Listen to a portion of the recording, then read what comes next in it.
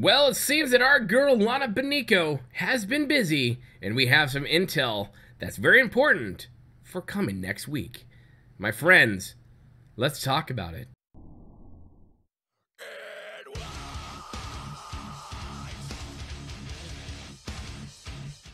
Hello my friends, Boomy here once again with another video for you, my SWTOR brothers and sisters. This is your first time on the channel, make sure you hit that subscribe button for more bearded Bioware influencer fun. Okay guys, Lana slipped something in my box. No, not that, this one's actually game related. We have the State of the Galaxy update. Yes. This is the prelude to the prelude of 510. Really, this is getting us ready for 510. This is the galactic update, and it's going to be a long one, so sit tight. She's a bit long-winded. Now, what we're going to do first is since on Iocath, they did this whole like, hey man, if you kill Jace Malcolm, then this is gonna happen, but if you kill Asina, then this is gonna happen. I don't think that was the smartest play. I honestly think they should just let one side win, one side lose. But because they did it the way they did, we will have a little bit difference in this security intel brief. I will go through if you sided with Jace Malcolm first, and then we will go into the Sith side if you sided with Asina. There are some little differences here and there, and we'll get to them. We'll have some familiar faces come by, and then we will also see some people that we haven't seen since we, first started playing the game. So let's get into it. This is gonna be a long one. My friends, sit back, get yourself a glass of whatever it is, and enjoy. I don't know. I'm gonna start now. Here we go. Alliance Intelligence Summary 495-22. Thank you, Lana. You're welcome. Status and disposition of galactic political factions. Author, Lana wrought. Here we go. So the summary. The war between the Galactic Republic and Sith Empire is inevitable. Well, duh, we already knew that, Lana. While the Alliance cannot stand alone, both factions are eager to secure our allegiance.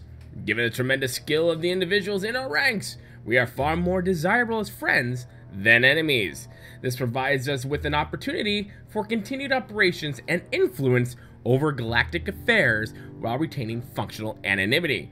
Now here we go. If you sided with Jace Malcolm, this is what she says.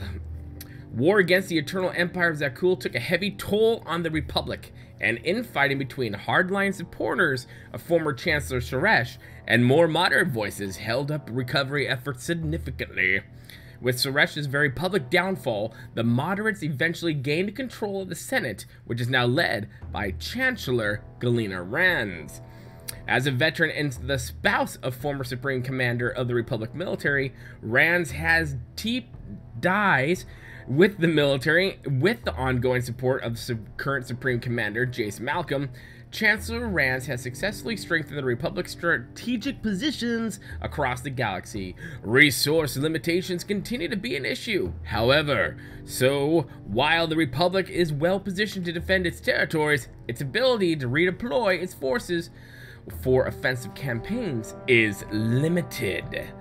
Now when it comes to Sith Empire, they give us the Dark Council as Empress Asina put together 5 seats, so consolidated it, and just so that there wouldn't be so much bickering and bitching amongst themselves. And the Emperor at this time with Asina gone is Valron, as you see right here.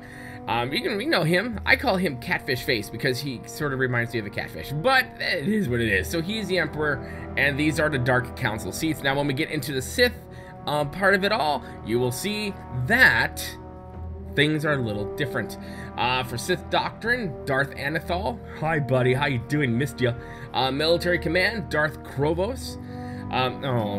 Rip Mar. Scientific Advancement, our dear friend Darth Melora. That's right. Civil Administration, Darth Shar. That's right. Yeah, she does things. And Galactic Influences, Darth Zarin. Well, or in other words, galactic PR for the Sith Empire and marketing for Sith intelligence expansion and diplomacy and marketing for cool little Jedi bobbleheads. Now that's the biggest change right there. Let's go into the Sith side if you sided with Asina, and then we will continue to go on down because there's a lot. So, the Galactic Republic, now remember, this is if you sided with Empress Asina, which I did, of course, because she's hot. Here we go. The Galactic Republic war against the Eternal Empire Zakuul took a heavy toll on the Republic, and infighting between hardline supporters of former Chancellor Suresh and more moderate voices held up recovery efforts significantly.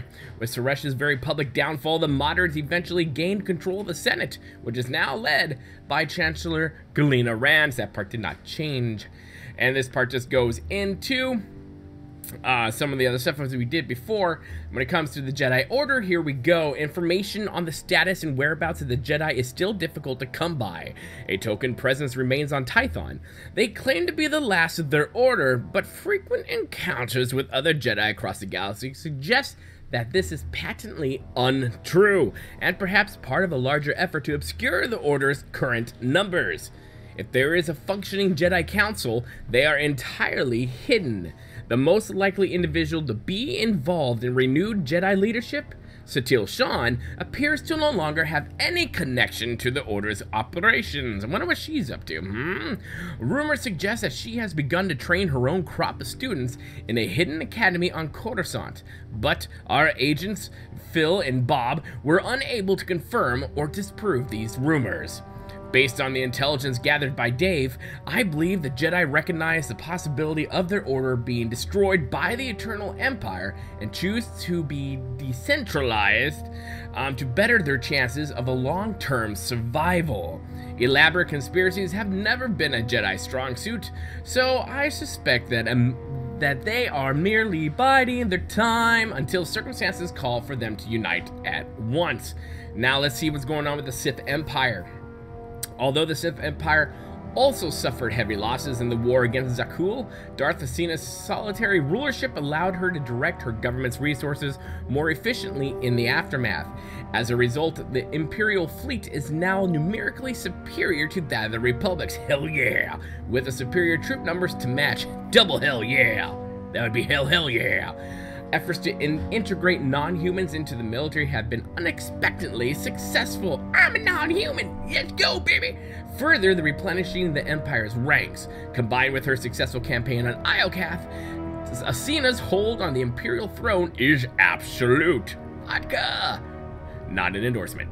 The coordination of the Empire's forces is similarly impressive. Asina's low tolerance for schemes and betrayal has created an atmosphere where Sith, no longer concerned they'll be stabbed in the back by rivals, and their commanders are more willing to commit themselves fully to their deployments. If Asina is successful in maintaining this new status quo, her forces will be able to move very aggressively into Republic territories when war breaks out. As a part of her efforts to lessen infighting and streamline decision-making, Empress Asina has consolidated the Dark Council down from 12 seats to 5. These seats, their occupants, and spheres of responsibility are thus far. As we said, of course, Sith Doctrine, I already went through this with Anathal, Darth Krovos, Darth Malora. Now, this is where it changes. Civil administration is now run by Darth Vowron, Catfish Boy. So that is a complete and total change from Darth Hardy. Yeah, so that's doing, and of course Darth Zeron is still doing PR and marketing for the Sith Empire. Now, when it comes to the Hutt cartel, these are what the big fat boys are doing. The Hutts have steadily gained strength in recent years, culminating in negotiating an amicable nullification of the Treaty of the Republic imposed on them in the aftermath of the Macabre debacle. Recognizing the opportunity presented by recent food shortages, the Hutts offered a staggering donation of foodstuffs to the Republic in exchange for exiting the treaty on peaceful terms. The Hutt responsible for brokering the deal? Brogol. It's